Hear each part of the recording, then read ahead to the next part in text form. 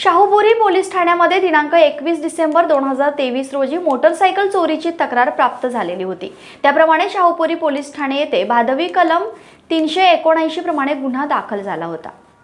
Motorcycle चोरीच्या गुन्ह्यांमध्ये वाढ झाल्याने पोलीस अधीक्षक समीर शेख, अपर पोलीस अधीक्षक श्रीमती आंचल दलाल, उपविभागीय पोलीस अधिकारी किरण कुमार सूर्यवंशी आणि पोलीस निरीक्षक श्री धनंजय फडतरे यांना सदरचा गुन्हा उघडकीस आणण्याबाबत सूचना दिल्या होत्या।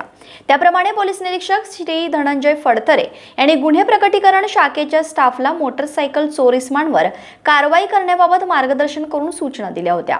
दिनांक 28 डिसेंबर 2023 रोजी शाहूपुरी पोलीस ठाणे गुन्हे प्रकटीकरण शाखेचे पोलीस अंमलदार हे मोटरसायकल चोरीच्या गुन्ह्यातील संशयित इसमाचा शोध घेत असताना गोपनीय बातमीदारांमार्फत माहिती मिळाली की सदर संशयित इसम हा सातारा एसटी स्टँड परिसरात असल्याबाबत माहिती प्राप्त झाली।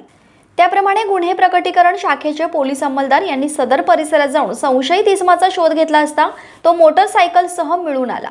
सदर इसमास मोटरसायकलसह ताब्यात घेऊन त्याच्याकडे कौशल्यपूर्ण चौकशी केली असता त्याने नमूद गुन्ह्यामधील मोटरसायकल चोरी केल्याची कबुली दिली।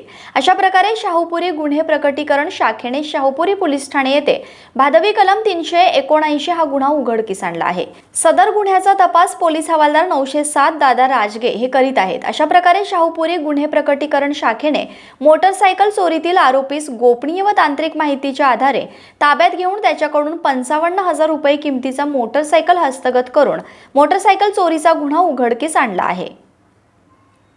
सदरची कारवाई पोलीस अधीक्षक समीर शेख, अप्पर पोलीस अधीक्षक श्रीमती आंचल दलाल